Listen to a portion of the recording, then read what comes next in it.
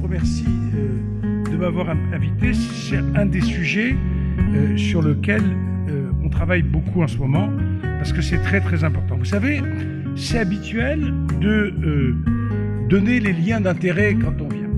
Et en fait, je n'ai aucun lien d'intérêt vis-à-vis de ce que vous parlez. C'est un mensonge.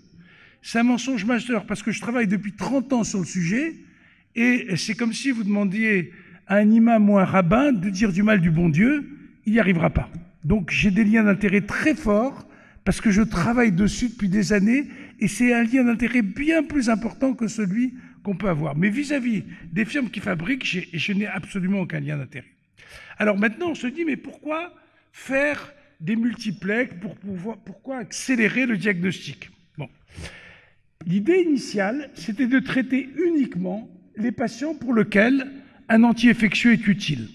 Et grosso modo, derrière ça, c'était réduire la prescription d'antibiotiques.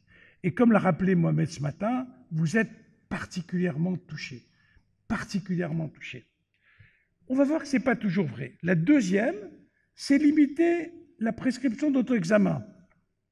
Il a la grippe, il a 42 fièvres, il a la grippe, je suis sûr, le test est positif, je ne vais peut-être pas lui faire de prise de sang, je ne vais peut-être pas lui faire de radio, c'est intéressant.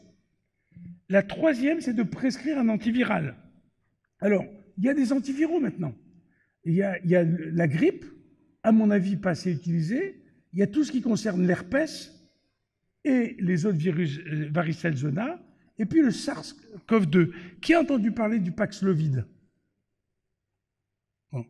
Ça marche remarquablement bien. Si vous attrapez le SARS-CoV-2, vous prenez le Paxlovid, en 36 heures, vous n'êtes plus porteur du virus et vous n'avez plus aucun symptôme. Donc les antiviraux, ça existe maintenant. Hein. Et puis demain, il y a d'autres antiviraux qui vont arriver très très très vite.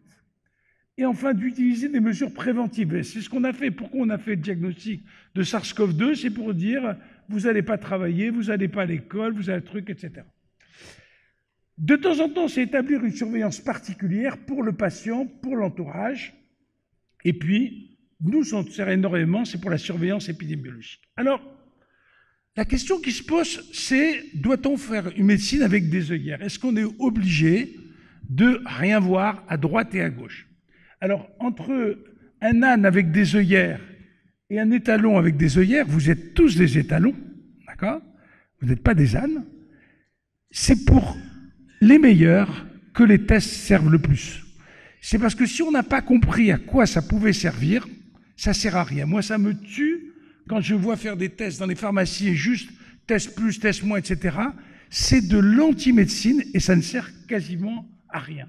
Il vaut mieux être un étalon et enlever l'œillère pour justement faire au mieux le diagnostic. Parce que, en général, quand on examine un malade, on dit, bon, il a probablement ce diagnostic-là. Ben, le test que vous allez faire, que ça soit une multiplex ou autre, va faire que vous allez dire, elle est négative, très probablement il n'a pas. Elle est positive, très certainement il a. Mais vous avez une hypothèse avant. Si vous n'avez pas d'hypothèse, vous n'avez pas de diagnostic. Alors, grosso modo, il faut avoir quelques préalables. Grosso modo, on va distinguer deux sites de prélèvement. Un endroit normalement stérile. On se dit, bah, le LCR, il n'y a pas de microbes. La plèvre, il n'y a pas de microbes. Le sang, on va voir que ce n'est pas tout à fait vrai. Et puis, un prélèvement dans un endroit qui contient déjà naturellement des milliards et des milliards de microbes. Qu'on parle du tube digestif, des voies respiratoires, du tractus génital.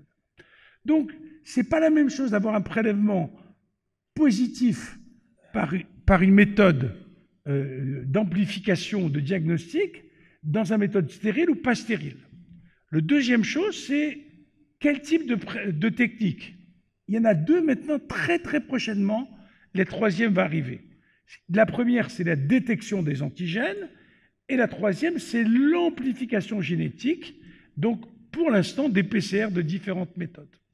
Alors les écueils, il y a beaucoup d'écueils. Dépister un virus non responsable de la pathologie, attribuer à tort un syndrome à un virus.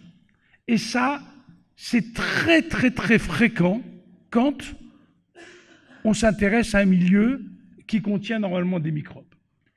De deuxième chose, c'est éliminer une infection bactérienne. C'est normal, il a le VRS et la grippe, donc il n'a pas d'infection bactérienne. C'est faux.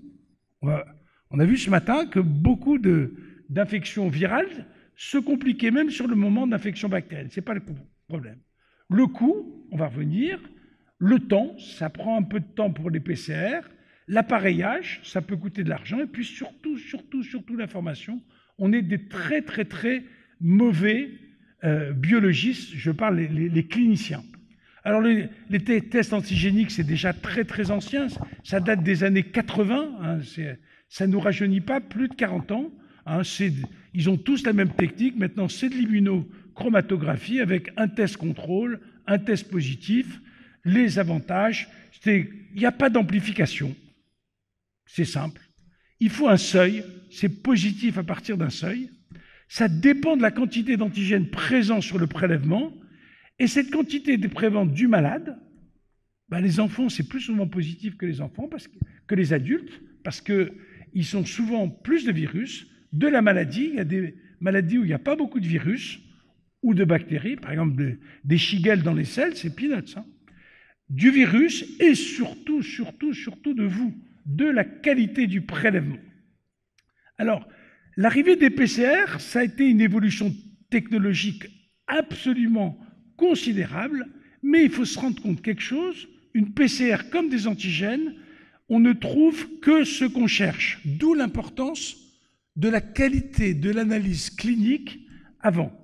Les PCR multiplex, c'est plusieurs pathogènes bactériens ou viraux correspondant à un syndrome, et puis on est arrivé à la PCR syndromique.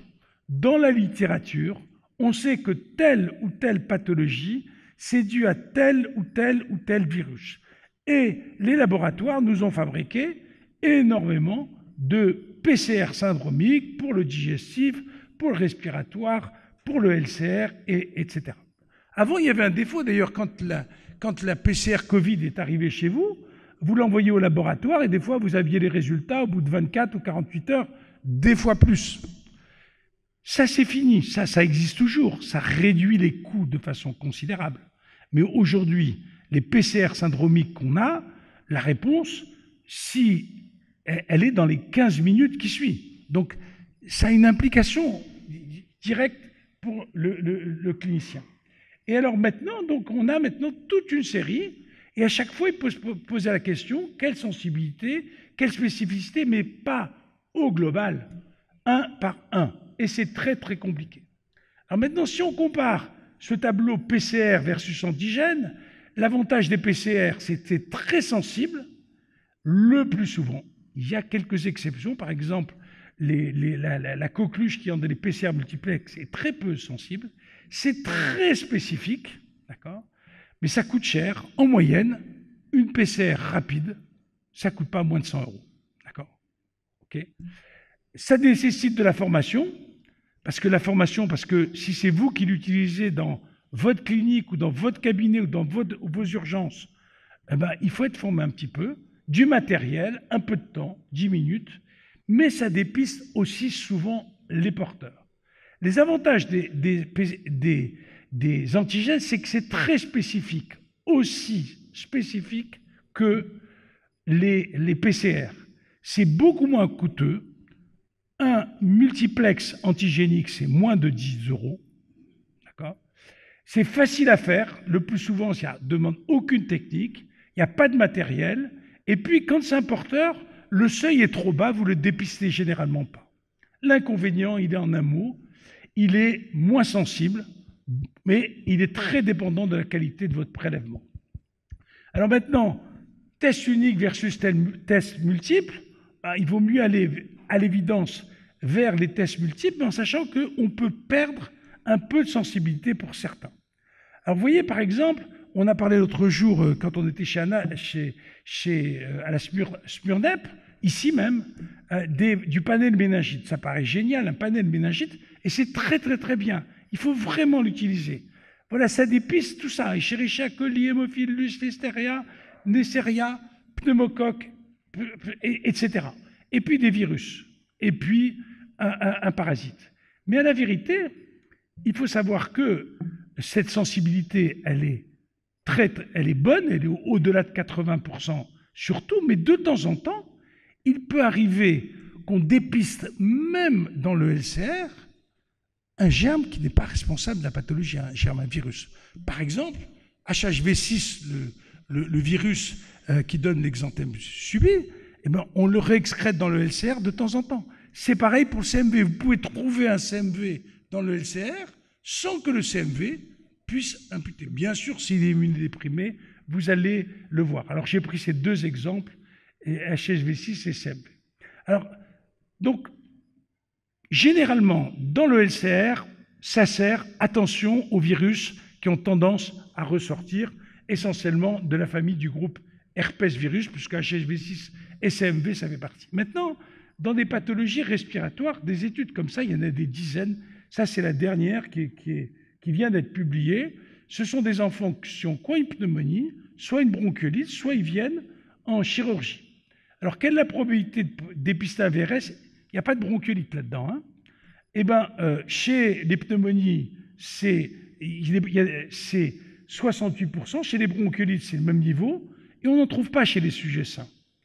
Quand vous regardez les autres virus qui sont importants en pathologie, c'est-à-dire l'human métapneumovirus, la grippe et le parainfluenzé, on en trouve, d'accord? Mais quand vous regardez tous les autres virus, c'est-à-dire les rhinovirus, les adénovirus, les corona, etc., vous en voyez plus chez les témoins que chez les malades. C'est clair. Donc, l'isolement de ces virus ne vous a fait avancer à rien dans le diagnostic.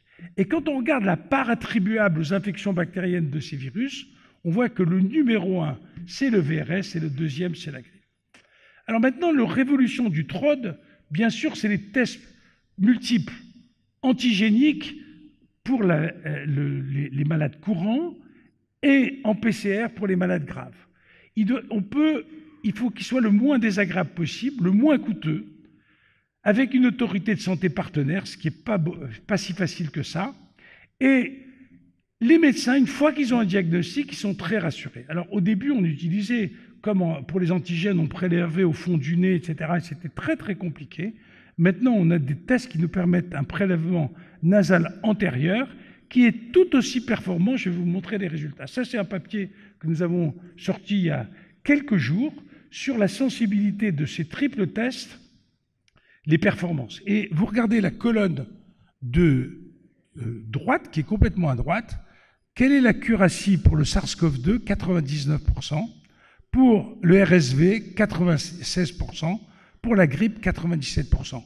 Si vous croyez que la clinique est aussi bonne que ça, vous faites une illusion. Donc, c'est très bon. Et là, c'est fait sur 300 patients avec des intervalles de confiance assez larges. Et puis, on a aussi regardé en fonction de la charge virale. Bien entendu, si la charge virale est faible, eh ben, ils ne sont pas bons. Si la charge virale est bonne, elle est forte. Mais les malades, ils ont généralement une charge virale élevée. Alors, on a recommencé cette autre étude sur un autre effectif de malades. Tout à l'heure, c'était les urgences de l'hôpital de Poitiers. Là, c'est l'hôpital de Monaco chez Hervé et l'hôpital Bondy. On retrouve exactement les mêmes performances. Ces tests, leur sensibilité n'est pas parfaite. Vous voyez, elle est entre 78 et 85%. Mais la précision du diagnostic, elle est vraiment excellente. Alors maintenant, en pratique, on utilise ça. Qu'est-ce que ça donne? Ça donne des résultats absolument fantastiques. Parce que quand vous faites un test, vous dépistez plusieurs maladies. Regardez sur cette courbe en vert, au global, un patient sur deux qui passe en consultation ressort avec un diagnostic précis. On ne dit pas à la mère, il a la grippe ou il a le truc. On dit, il a la grippe, il a le VRS, il a le Covid ou il a un autre diagnostic. Et aux périodes maximum, on arrive à 70% d'enfants qui ressortent avec un diagnostic précis, alors même que l'examen clinique ne permettait pas ce diagnostic précis. C'est vrai pour la grippe, c'est vrai pour la bronchiolite, c'est vrai aussi pour les otites. Donc on voit bien que ça change complètement le cadre de la consultation et ça nous permet des études épidémiologiques extrêmement larges, parce qu'avec ce niveau de performance, on peut faire. Alors, globalement, est-ce qu'il faut faire des PCR multiplex, pour moi, uniquement sur les milieux stériles ou pour les patients en réanimation? Un patient qui est en réanimation, qui est intubé, ventilé, il faut avoir le test le plus sensible possible. Pour tous les autres, on peut faire des antigènes multiplex, à prélever pour les prélèvements en milieu non stérile et pour les patients ambulatoires. Ça augmente de façon considérable vos performances.